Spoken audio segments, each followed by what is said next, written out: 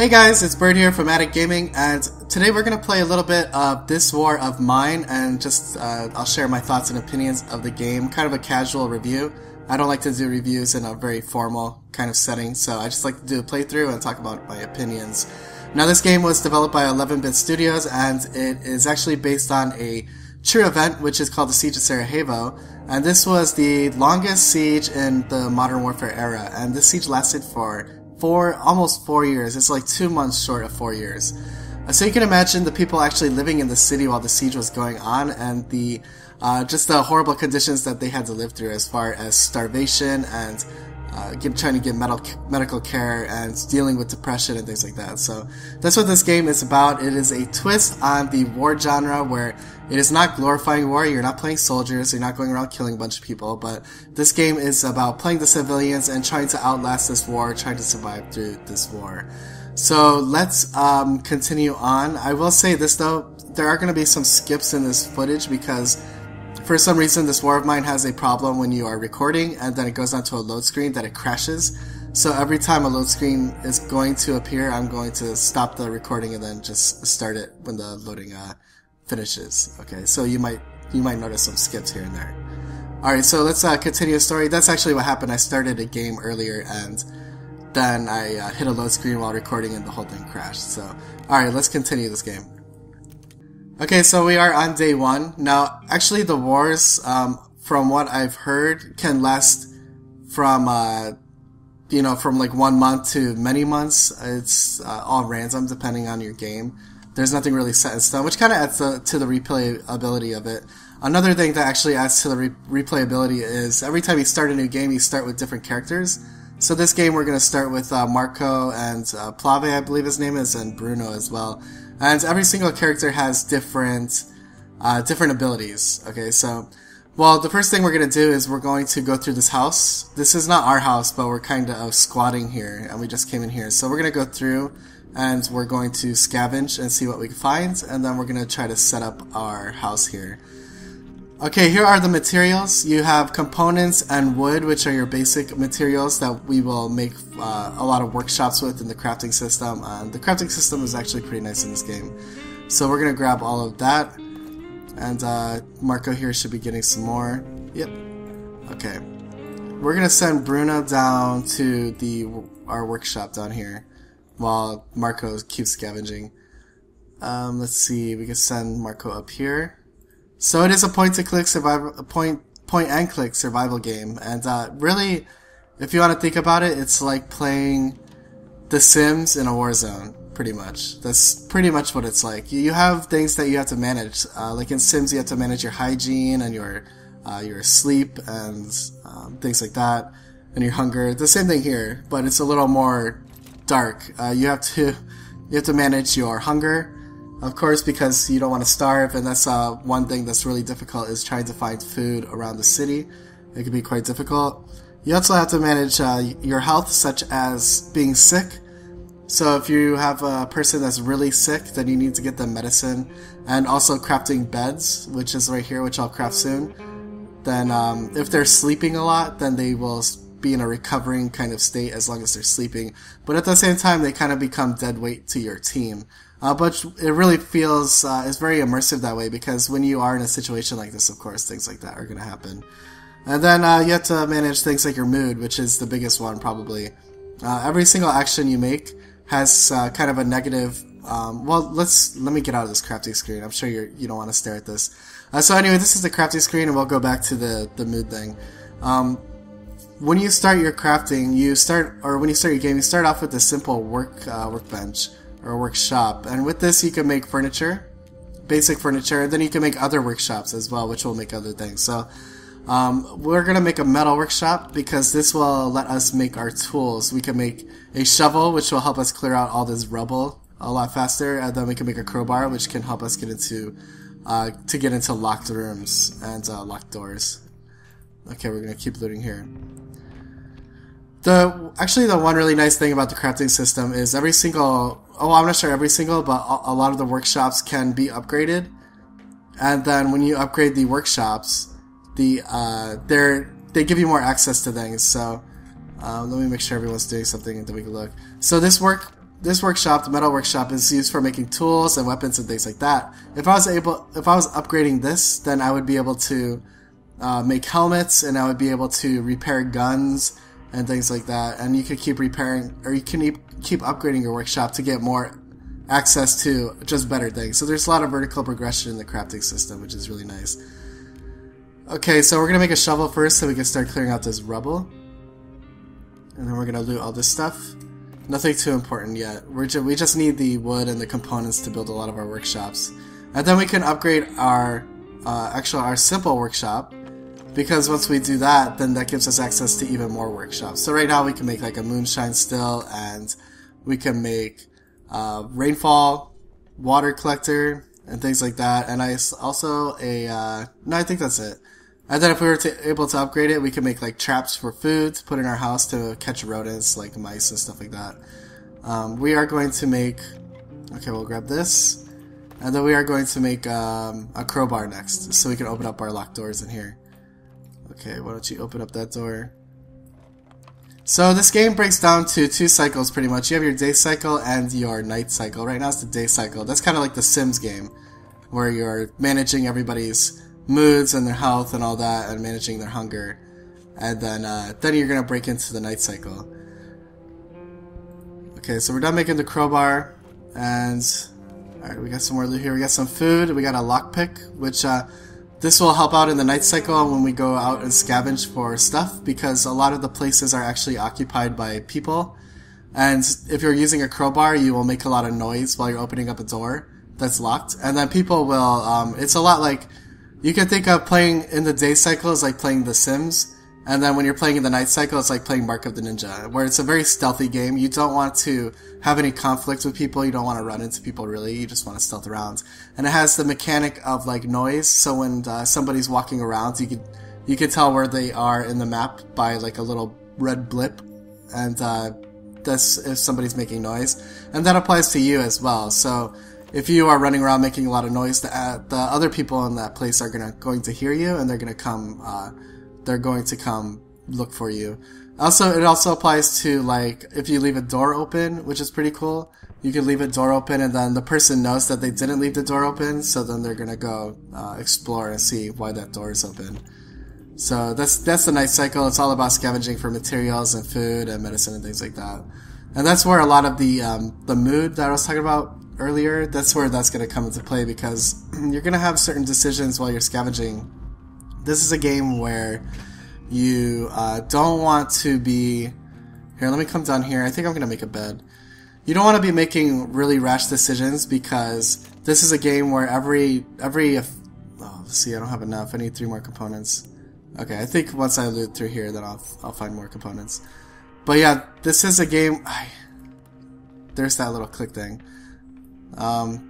There's certain decisions that you don't want to make because they have really negative effects on your team, such as I'll give you a quick example where my team was basically starving. We had no food for a few days, and I went to this elderly couple's house, and unfortunately they had a lot of food in their fridge. So I had to make a moral decision of, am I going to steal all the food from these elderly people, and I'm basically giving them a death sentence, really, because what are they going to do? They're not going to be able to get their own food. So you have to make those decisions, and I eventually stole the food, and then that puts all of my team in a really bad state of minds, because it's just the decisions that you have to make during war and all the nasty things that go along with it. And they do a really good job in this game of kind of depicting that and giving you that feeling of when you have to... that point and click, sometimes when I try to move the map, I guess I should just push the mouse around. But if you try to move the map with your mouse, you end up clicking somewhere else, and then your guy keeps walking away.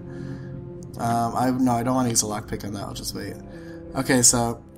yeah, so for the moral system, it's very important to make the right decisions. And the elderly couple is just one example of the many ways this actually happens. I will say, though, one of the problems I have with the game as far as replayability goes is every single place you can scavenge is the same in every single playthrough. So if you go to a garage in this game, it's going to be exactly the same as if you go into a garage the next game, which makes it quite predictable, especially those moral decisions that you have to make during the game. Do I kill this guy? Do I not kill this guy? Do I steal from these people? Do I steal from the hospital or do I not? Things like that. And it just becomes predictable because you already know the outcome of if this is going to make your team really sad and depressed or is it not. And being sad and depressed is, it's not just, I'm just sad and depressed, but your people will actually die from being sad or depressed because it will drive them to actually commit suicide. Okay, so there's many ways you could die. Pretty much, if you think of The Sims, you have your hunger, your hygiene, your sleep, and things like that. And then just imagine you're gonna die from every one of those if they get too low. So in this game, you're gonna die from sickness, you're gonna die from your injuries, you'll die from your mood because they'll end up committing suicide because they can't handle the pressure of the war. And you will end up dying from hunger, of course, you'll end up starving. Okay, so this is I'm planning my night for scavenging. So you can see our shelter down at the bottom, then we have different places we can go to. When I click on different places, you can see it'll tell you how much, on the right side, how much of food and medicine and weapons and stuff are there. And it'll also tell you danger and things like that. Like this one says danger because there are actual people there. So maybe for the first night we'll actually go there. Yeah, I'm not sure. I think I have a lockpick, so I think we'll go there. And then we'll get into maybe some moral issues and maybe I'll kill somebody so you can see the effect of what's actually going on. So I'm going to pick Marco because he's a skilled scavenger. He is slightly sick, but slightly sick is okay. That's like the first step of being sick, so you just don't want him to get worse than that. So I'm going to scavenge with him. I'm going to put Bruno on guard. And then since Pablo is injured, I'm going to put him on sleep. And Marco on scavenge. So sleeping will help him recover, and then scavenging because I have a lot of backspace with Marco, and also he's a skilled scavenger. Then Bruno is he'll just guard because during the night while I am scavenging, there's a risk that somebody is going to come raid our house as well. So you're not just doing it to other people, but people are doing it back to you. And what you can do later in the game in the crafting system is actually board up your house and cover up the holes and stuff like that, and that really reduces the risk of you being raided. One of the dangers of being raided is not just losing your items, but people tend to get hurt during a raid. So one of your guys might end up getting seriously injured, and then that could lead to them dying. Okay, so let's prepare. Now we're going to pick what we're going to bring. We don't have any weapons or anything like that. A crowbar does kind of act like as a weapon. So I'm going to bring a crowbar, and I'm going to bring the lockpicks so I can open up a door. Oh wait, did I pick? Yeah, I picked a semi-detached house. Okay, prepare. Yeah. Crowbar and lockpicks. A crowbar does act as a weapon. It kind of doubles as a door opener and a weapon, so we'll bring that. And then we will scavenge, so here we go. Okay, so here is the scavenge, the night cycle, and this is where we're going to try to get some more materials. So this is very much a stealth game. You don't want to be making noise, and you don't want to be bringing attention to yourself. So here is, I can see up there. I think there's a hole in the floor. That's why I can actually see up. And then we can listen to some dialogue up here. And this will just tell us that there's a guy shooting in their house. Okay. So let's go over here and scavenge. They'll actually tell you like, oh, I'm gonna go to the bathroom and see if we have any more pills, and they'll give you cues as to when they're actually going to, when they're actually going to. Yeah, see, I'll get some air. They're giving you cues as to when and where they're going. So she wants to see if there's any food left. I think the kitchen is upstairs. Maybe I should come back over here so I could hear them and see where they're going. Yeah, so they both went upstairs. So now I have a lockpick, so I can open up this back door, and I won't make any noise. If I was opening it with the crowbar, they would hear me. Yeah, so lockpick's quiet. I think I'm going to end up killing somebody, just so you can see the moral effects and what they'll do to you. Okay, you see these? It has like a little hand. This is actually stealing. Okay, so there can be repercussions for stealing stuff, but it depends on if you need it. I really don't need that so bad. So let's check something else. If it's really good, I'll take it, maybe. But, oh, here we go. Look at that, medicine. We got bandages and medicine. That's actually very rare to find. Alright, so that guy says enough sleeping, so I think that means he's gonna get up and probably come down here. So I'm gonna close this door. And, I'm gonna come up here. I already know that there's a guy in here. So I'm gonna end up killing this guy. So I want you guys to see the effects of what happens. Okay, so I want to pull out my crowbar. That's my weapon. And here's the combat, really. It's really basic. It's just pointing and clicking at somebody. It's a little bit random sometimes. It's definitely... There we go. I snuck behind him. Kill him, kill him. I definitely don't want to be shot. Don't want to be shot. And here's the danger of the combat as well when you're doing this, because I can get injured. Oh, shoot. They found me. Uh-oh. Uh-oh. Okay, these... Well, luckily or not, these people, the girls aren't going to attack me. That they just found their friends. So I think I'm safe for now. So I'm just going to run around and make noise, because I don't think they're going to attack me.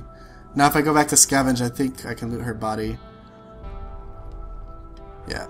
So now, remember, I'm just doing this because I want you to see the consequences of doing something like this. Usually I would have snuck through that house without dragging any attention to myself. And there's a lot of vegetables. Vegetables are really important in this game for food. So let's get out of here. That's the scavenging. That's the night cycle. Usually I would have been very stealthy. If I would have been caught, I would have actually run away. And I would have actually looted a lot more. But again, I just wanted to show you guys what actually the night cycle entails. Okay, so now I have a shotgun. Let's see. Maybe I should just go on a rampage to see how it really screws you up. Yeah, let's do that. Let's kill some people. So I want you guys to see the moral choices you actually have to make in this game. Okay, let's shoot somebody.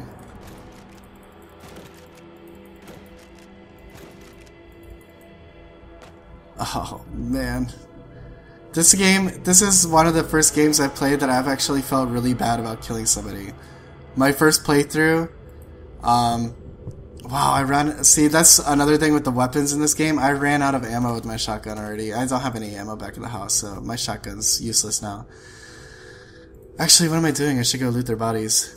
But this is a game you don't want to be going around killing people because, one, because of the mood and how it's going to affect you, but also if there's, for example, if there's another guy with a gun here, I could have easily have died. I'm already at like half health, just from taking, and remember, I had to jump on that person that I just killed.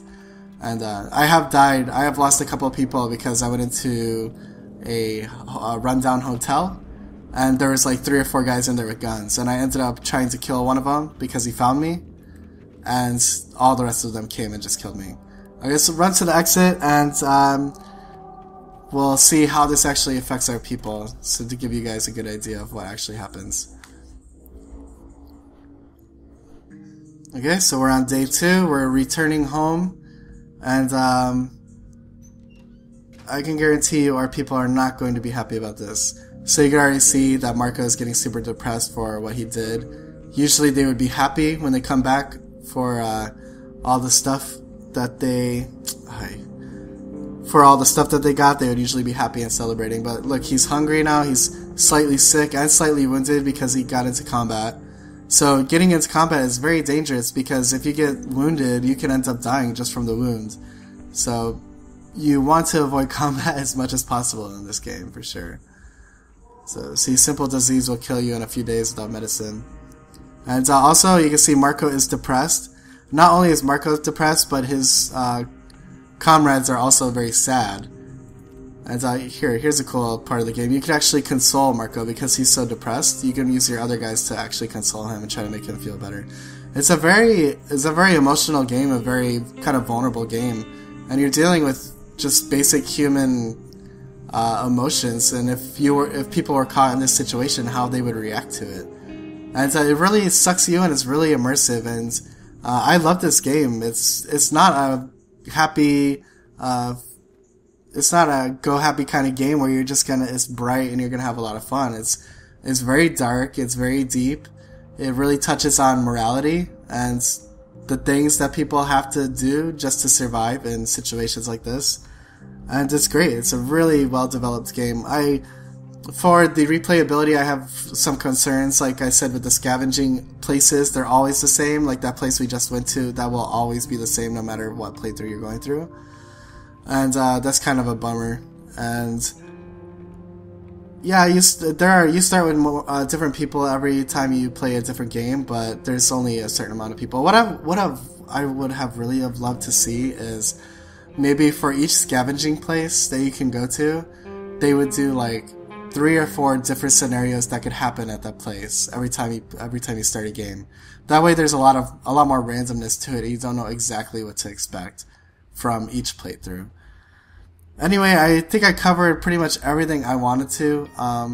Great crafting system. The graphics are great for a 2D game. They really give you the feeling, the ambiance. The music and the sounds are brilliant. They really suck you into the game, into the feeling. It's a game that's going to test your emotions and give you some feels here and there. Going to make you question morality and the things you actually have to do during crises like this, and the lengths that you have to go to actually survive. So I hope you guys enjoyed this video, and I hope you guys give this game a try. It's definitely an amazing game, and you definitely have to try it out. It's pretty cheap too, it's not too expensive. Anyway, this has been Bird from Attic Gaming, and this has been This War of Mine, developed by 11-Bit Studios. Thanks for watching, guys.